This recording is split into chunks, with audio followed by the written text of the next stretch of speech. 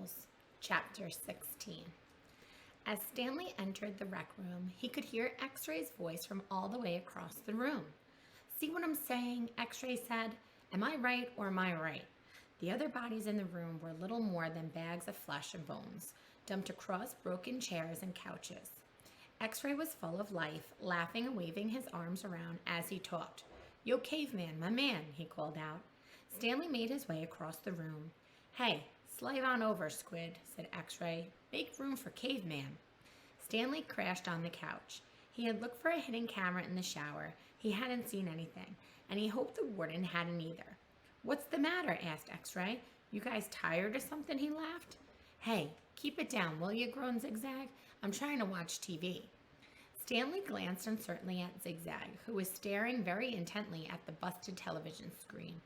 The warden greeted the boys at breakfast the next morning and went with them to the holes. 4 dug in the holes and 3 tended to the wheelbarrows. "Glad you're here, X-Ray," she said to him. "We need your sharp eye." Stanley spent more time pushing the wheelbarrow than digging because he was such a slow digger. He carted away the excess dirt and dumped it into the previously dug holes. He was careful not to dump any of it in the hole where the gold tube was actually found. He could still see the tube in his mind. It seemed so familiar, but he just couldn't place it. He thought that it might have been the lid to a fancy gold pen. KB could have been the initials of a famous author. The other famous author he could think of was Charles Dickens, William Shakespeare, and Mark Twain. Besides, it didn't really look like the top of a pen. By lunchtime, the warden was beginning to lose her patience. She made them eat quickly so they could get back to work. "If you can't get them to work any faster," she told Mr. Sir, "then you're going to have to climb down there and dig with them." After that, everyone worked faster, especially when Mr. Sir was watching them. Stanley practically ran when he was pushing the wheelbarrow. Mr. Sir reminded them that they were not Girl Scouts. They didn't quit digging till after every other group had finished. Later, as Stanley sat sprawled across an understuffed chair, he tried to think of a way to tell the warden where the tube was really found without getting himself or X-Ray in trouble. It didn't seem possible. He even thought about sneaking out at night and digging in that hole by himself, but the last thing he wanted to do after digging all day was to dig at night. Besides, the shovels were locked up at night, presumably so they couldn't be used as weapons. Mr. Podensky entered the rec room. "Stanley," he called as he made his way to him. "His name's Caveman," said X-Ray. "Stanley," said Mr. Podensky. "My name's Caveman," said Stanley. "Well, I have a letter here from someone named Stanley Yelnats," said Mr. Podensky. He turned over an envelope in his hands. "It doesn't say Caveman anywhere." Thanks," Stanley said, taking it. "It's from his mother." "Who's it from?" Squid asked. "Your mother?" Stanley put it in the big pocket of his pants. "Aren't you going to read it to us?" asked Armpit. "Give him some space," said X-Ray. "If Caveman doesn't want to read it to us, he doesn't have to. It's probably from his girlfriend." Stanley smiled. He read it later, after the other boys had gone to dinner. "Dear Stanley, it was wonderful to hear from you. Your letter made me feel like one of the other mothers who can afford to send their kids to summer camp. I know it's not the same, but I'm very proud of you for trying to make the best of a bad situation. Who knows, maybe something good will come of this. Your father thinks he is real close to a breakthrough on his sneaker project. I hope so. The landlord is threatening to evict us because of the odor. I feel sorry for the little old lady who lived in a shoe. It must have smelled awful. Love from both of us." "What's so funny?" Zero asked. It startled him. He thought Zero had gone to dinner with the others. "Nothing, just something my mom wrote." "What'd she say?" Zero asked. "Nothing." "Oh, sorry," said Zero. "Well, see, my dad is trying to invent a way to recycle old sneakers, so the apartment kind of smells bad because he's always cooking with old sneakers. So anyway, in the letter, my mom said she felt sorry for the old lady who lived in the shoe, because it must have smelled bad in there." Zero stared blankly at him. "You know, the nursery rhyme." Zero said nothing. "You've heard of the nursery rhyme about the little old lady who lives in the shoe?" "No." Stanley was amazed. "How does it go?" asked Zero. "Didn't you ever watch Sesame Street?" Stanley asked. Zero stared blankly. Stanley headed on to dinner. He would have felt pretty silly reciting nursery rhymes at Camp Green Lake.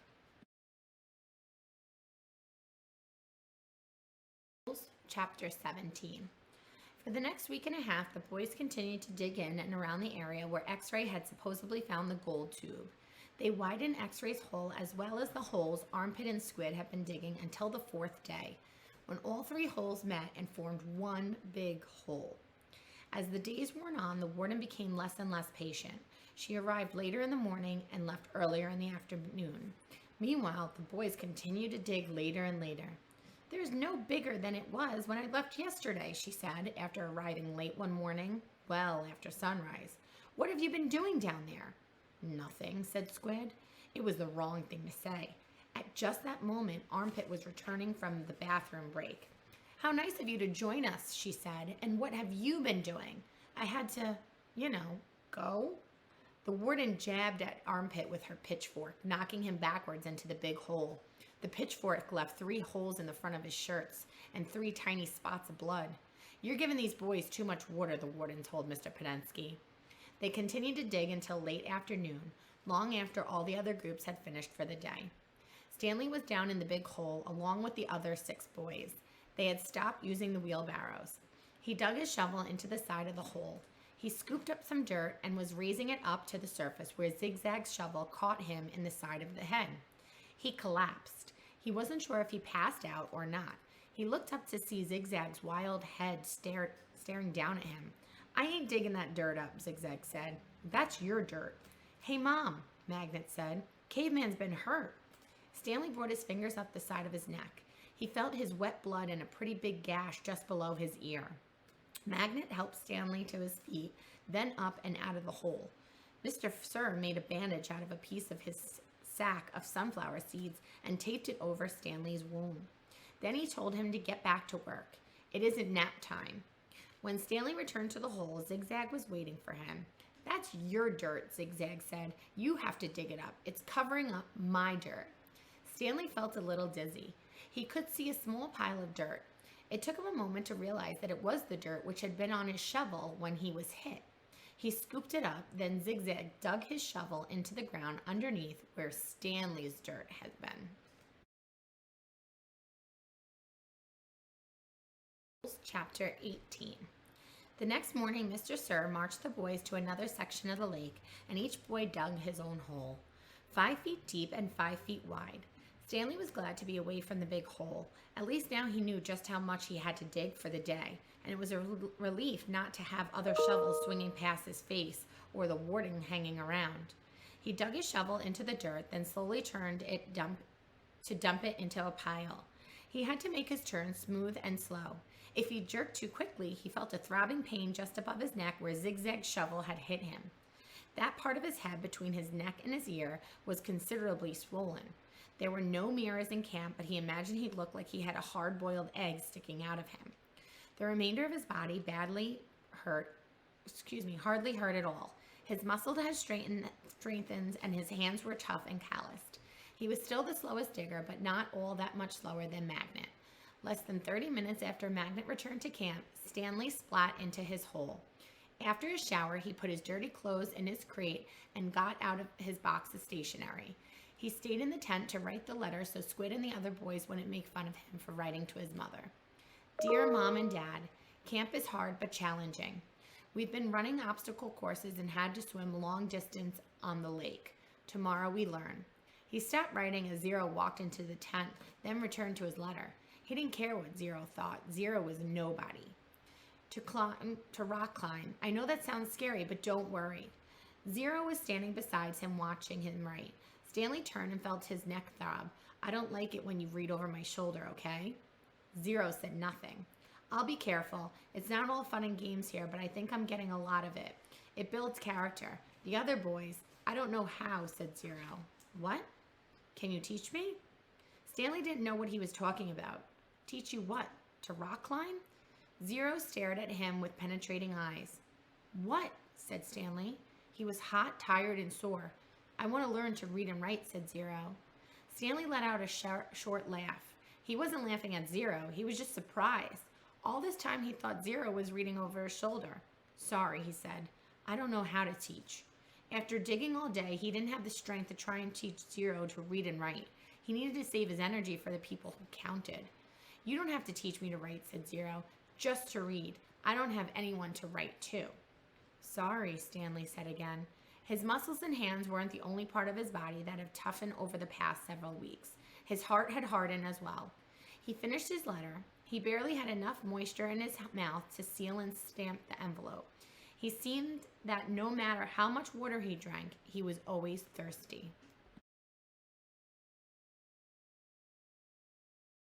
Chapter 19. He was awakened one night by a strange noise. At first he thought it might have been some kind of animal, and it frightened him. But as the sleep cleared from his head, he realized that the noise was coming from the cot next to him. Squid was crying.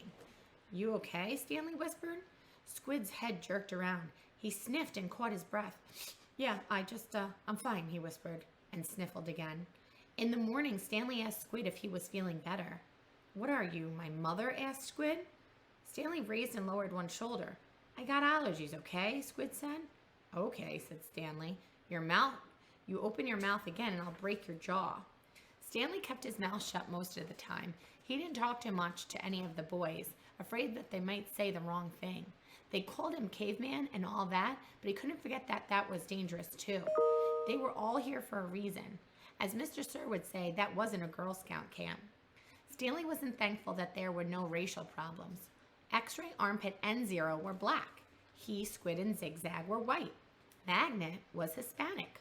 On the lake, they were all the same reddish-brown color, the color of dirt. He looked up from his hole to see the water truck and its trailing dust cloud. His canteen was still almost a quarter full. He quickly drank it down, then took his place in line behind Magnet and in front of Zero. The air was thick with heat, dust, and exhaust fumes. Mr. Sir filled their canteens. The truck pulled away. Stanley was back in his hole, shovel in his hand, when he heard Magnet call out, "Anybody want some sunflower seeds?" Magnet was standing at ground level, holding a sack of seeds. He popped a handful into his mouth, chewed and swallowed, shells and all. "Over here," called X-Ray. The sack looked to be almost half full. Magnet rolled up the top, then tossed it to X-Ray.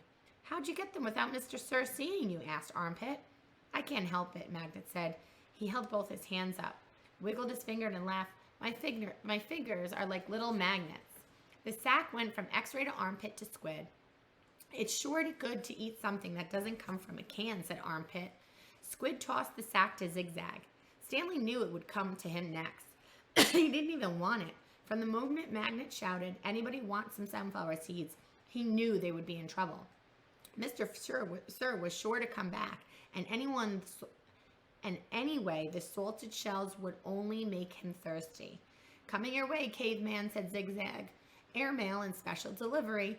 It's unclear whether the seeds spilled before they got to Stanley or after he dropped the bag.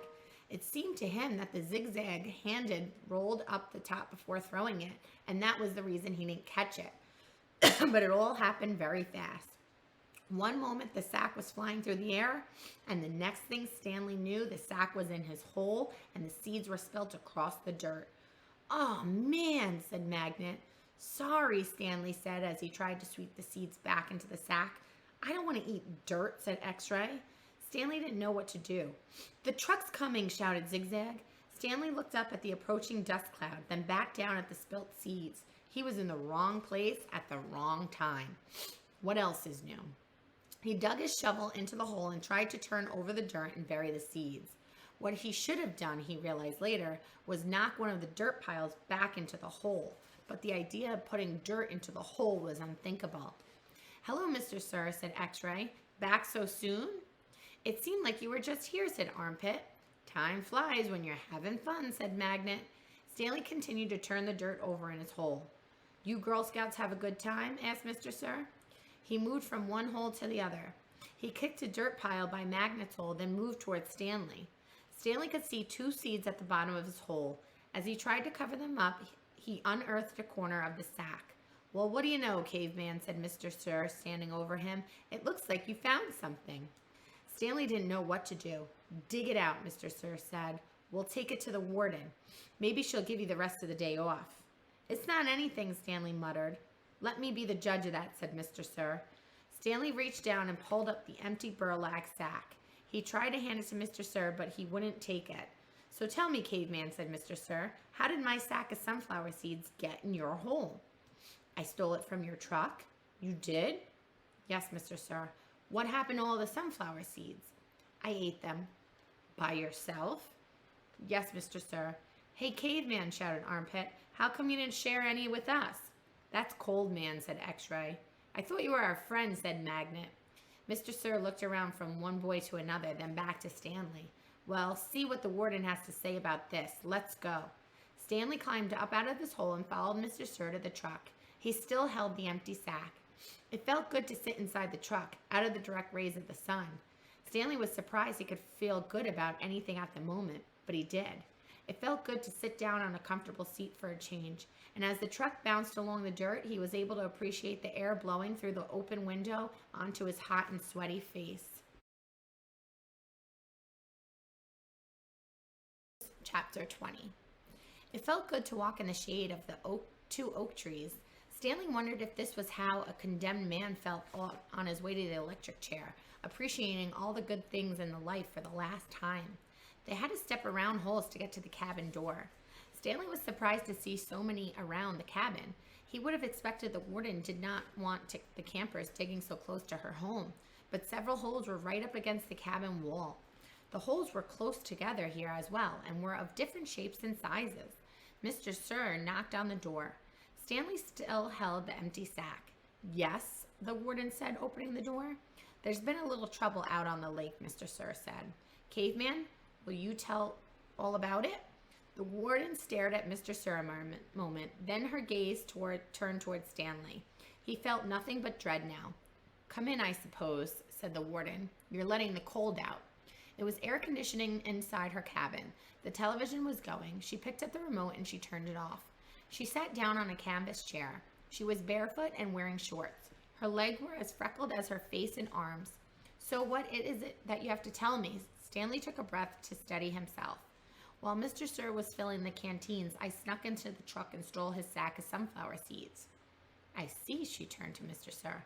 That's why you brought him here? Yes, but I think he's lying. I think someone else stole the sack and Caveman's covering up for X-Ray or somebody. It was a 20-pound bag sack, and he claims to have eaten them all by himself.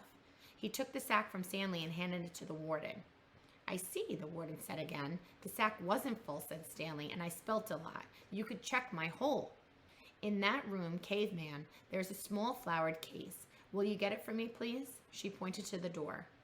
Stanley looked at the door, then the warden, the back of the door. He slowly walked towards it. It was a kind of dressing room with a sink and a mirror. Next to the sink, he saw the case, white with pink roses. He brought it back out to the warden, and she set it up on the glass coffee table in front of her. She uncollapsed the latch and opened the case. It was a makeup case. Stanley's mother had one similarity to it. He saw several bottles of nail polish remover, and a couple lipstick tubes and other jars and powders. The warden had held up a small jar of dark red nail polish. You see this, Caveman? He nodded. This is my special nail polish. Do you see the dark, rich color? You can't buy that in the store. I have to make it myself. Stanley had no idea why she was showing it to him. He wondered why the warden would ever need to wear nail polish or makeup. Do you want to know my secret ingredient? He raised and lowered one shoulder. The warden opened the bottle. Rattlesnake venom. With a small paintbrush, she began applying it to the nails on her left hand. It's perfectly harmless when it's dry. She finished her left hand. She waved it in the air for a few seconds, then began painting the nails on her right hand. It's only toxic while it's wet. She finished painting her nails, then stood up. She reached over and touched Stanley's face with her fingers. She ran her sharp, wet nails very gently down his cheek. He felt his skin tingle. The nail on her pinky just barely touched the wound behind her ear. A sharp sting of pain caused him to jump back. The warden turned to face to Mr. Sir, who was sitting on the fireplace hearth. So you think he stole your sunflower seeds? No, he says he stole them, but I think it was... She stepped towards him and struck him across the face. Mr. Sir stared at her. He had 3 long red marks slanting across the left side of his face. Stanley didn't know if the redness was caused by her nail polish or blood. It took a moment for the venom to sink in. Suddenly, Mr. Sir screamed and clutched his face with both hands. He let himself fall over, rolling off the hearth and onto the rug. The warden spoke softly. "I don't especially care about your sunflower seeds." Mr. Sir moaned. If you must know," said the warden, "I liked it better when you smoked." For a second, Mr. Sir's pain seemed to recede. He took several long, deep breaths. Then he heard jerked violently, and he was let out of a shrill scream, worse than the one before. The warden turned to Stanley. "I suggest you go back to your hole now." Stanley started to go, but Mr. Sir lay in the way. Stanley could see the muscles on his face jump and twitch. His body writhed with agony. Stanley stepped carefully over him. "Is he—" "Excuse me," said the warden. Stanley was too frightened to speak. "He's not going to die," the warden said. "Unfortunately for you."